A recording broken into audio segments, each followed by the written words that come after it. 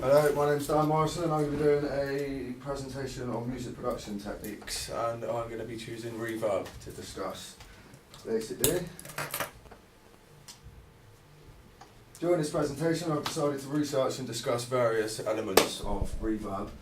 In my opinion, most music doesn't sound musical without the use of reverb, so if you're leaving your drums dry and your instruments dry, to me it doesn't really quite sound that musical, to be honest. I think you're going to need a bit, you need reverb to make it kind of flow and make it kind of just sound musical, in my opinion, if you know what I mean. I'm going to explain various information about reverb, and the areas are as follows: a history of audio production reverb, good software and hardware reverb units and plugins to use, types of reverb units, and good ways to use reverb effects, and following with a conclusion. So there's plenty to talk about. So history of audio production reverb. In the beginning, reverb was undoubtedly just a byproduct of distance between sound and a microphone. So basically it was just, something that was just there. People didn't really consider it as something, that was useful or could be used. They were just kind of setting mics up to fit reverbs to sort of sound good, basically. It was just sort of, like I said, like a byproduct between sound and a microphone.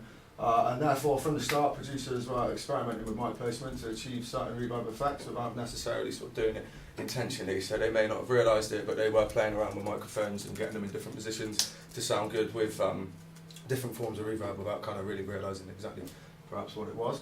And the use of reverb didn't really catch on until the 1970s, when reverb went digital into sort of a rack mount form, so it was sort of more accessible for producers around the world.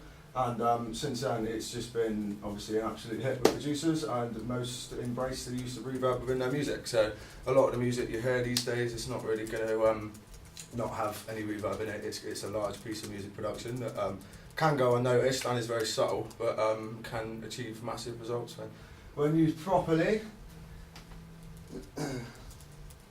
So good reverb plugins, for example, just free to sort of just tickle your taste buds a little bit. The Space Designer in Logic, which is one of my personal favourites. I think most people use that. It's sort of just an average standard. You've got the Waves Reassonance Reverb and the Lexicon PSN Native Reverb bundle. I chose these mainly because they've got sort of cool, nice sort of preset sounds that can be quite good, and also the EQ on these are particularly alright, I think, personally. Although the Space Designer can be quite average. So as it says here, I've chosen these because they've got good presets and a good EQ when using them. Moving on to good hardware reverb units. I chose these specifically because they're reasonably cheap and they still sound alright, I think. So it's all opinion, I guess. So you've got the Ensoniq DP4, the Digitech TSR24, the Lexicon MX200 and the Boss SE70. And again, as I said, I chose these because they are cheap, yet I think still sound quite expensive.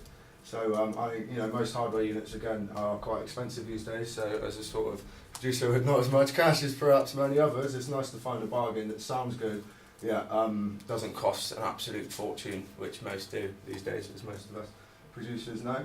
Because it's hard. It's easy to say, we'll just go software, but you don't quite get that hardware sound at the end of the day, do you? So it's nice to be able to afford hardware if you can, and use it as much as you possibly can when it comes to reverb. So types of reverb within audio production. So you've got hall, which is the most common, and it's used to simulate the sound of large halls. So big church halls, big sort of all sorts. You could get reverbs for the Albert Hall, you could get it for big theatres, you could get it for smaller kind of halls like churches, that kind of thing. And I'd say it's probably the most common that I use anyway with most of my reverbs, because I like the big tail that you get at the end of a nice hall reverb. I think it sounds lovely. So room is similar to halls, only it simulates a room, so kind of a smaller, tight reverb, like dance music and that. You can get kind of a nice tight reverb sound out of using a room type of reverb. You've got plate, which generates an earlier method of getting reverb, which is injecting sound into a big metal hanging plate and letting it reverberate. It's quite an old school way of doing things, but I guess a lot of people still stand by it. You've got spring, which simulates a method of generating reverb that is usually built into guitar amps. So this is popular with sort of dub reggae fans, a lot of dubstep use it these days, and you get that really nice kind of twangy, almost like it says kind of springy reverb that I think sounds fantastic on like snare drums And again, like sort of on your skank note guitars, it sounds very nice, I think. So you've got reverse reverb next, which is reverb being reversed, therefore playing backwards. This is kind of a little bit more experimental, I guess, but if you tweak it enough, it can be a good bit of fun and can be useful for your productions. Gated is when you insert a gate after the reverb and trigger the gate with the pre-reverb sound used to add power to things like snare drums. So this is a good technique if you're kind of getting like a nice big sound out of your snare and stuff. You've got, I struggle to say this one, algorithmic, which is the kind of reverb that is calculated in real time. So it's reverb that's like, is it the, what's it called? In Logic, is it not space? God, I can't remember what it's called. Slip my mind out, I'll come back to it in a minute. Convolution, which is the type that uses samplers or impulse responses of real life acoustic spaces. So basically you can like pre-record your own reverb using the Logic response kit type thing, where you could stand underneath like a big stairway and sort of basically record the reverb, so record the sound of the space of the room and then use it on some of your productions. I've personally used some of our college's stairways. I think when you clap, obviously at the bottom you get this wicked reverb like all the way up. So back in some of the years before, whilst being here, we stuck one of the like a mic and a speaker, obviously using the Logic impulse response kit, and recorded some of our own reverbs, which I still use now and again up to this day, which sound pretty funky, man. And it's nice to know that no one else has got them as well. Do you know what I mean? So it's a bit like of your own original sort of reverb and what have you, like being unique.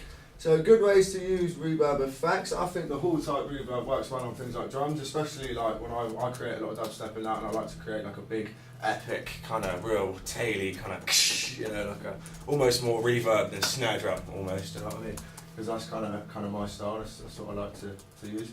Room reverbs are good for subtle reverb, like when you just want to make like sort of smooth out a vocal or add like a slight tail on instruments like piano. I find that you can get like too much reverb on a piano, and I think personally it doesn't sound that great. You need just the right amount to really make it just kind of smooth. No reverb, and obviously it just sounds kind of robot-y and not very nice, but with a nice bit of reverb on it, it can really kind of flow with the song. Spring reverb, as I said, is brilliant on snare drums, as you can achieve the classic sound of sort of dub spring reverb. So it's loved by so many dub reggae fans, so that's the classic that I probably use the most when it comes to reverbs, is a spring reverb. I really like using that on snares. I like to mess about as much as possible. And again, the convolution reverbs are great to use as you can have a sort of flick through various effects. So like I said, a lot of the preset sounds are good. I think they're okay. They're not awful. You can flick through and you can find some alright ones that sound okay. With a little bit of tweaking, you can sort of make them better or a bit more your own as such. And again, as I said, but still you could use the Logic impulse response to create your own reverb sound for things like the Space Designer. So again, like I said, no one else has got that. That's your own reverb sound, you know.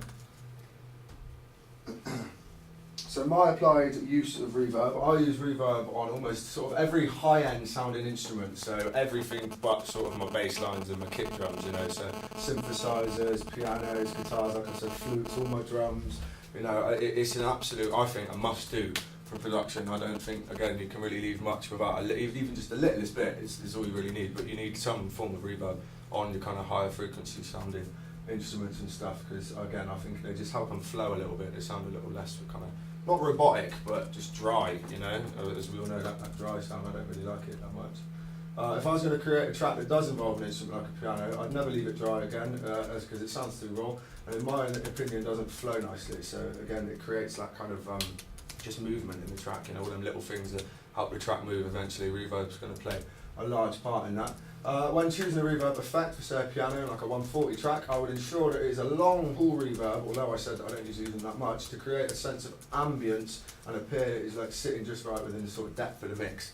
You know, because again, 140 again is about the only tempo I probably want loads and loads of reverb on. Just I think I'm looking for that ambient kind of really weird sound. So that's about the only time I'd really overdo it. I think with reverb, I probably wouldn't go too far on most other genres. I'd probably keep it quite tight. But on 140 again, like I say, I'll have to sort of really just smash it and do some weird stuff. This is an example of one of my starting points, and it has been mixed to show clear use of the Space Designer plugin. I decided to use a Lightroom one again because I liked a preset Lightroom set inside, because I liked just the way it sounded, but you know, a little bit of tweaking here and there, and editing the EQ settings, as I've said at the top there. It basically set to how I wanted it, and I thought it sounded pretty good. So I'll give you a little knock of it. It's just a little loop, it's not a lot. hear it on the snare, so it's not too much for a 140 track actually, usually, but you can hear that tail on it nicely.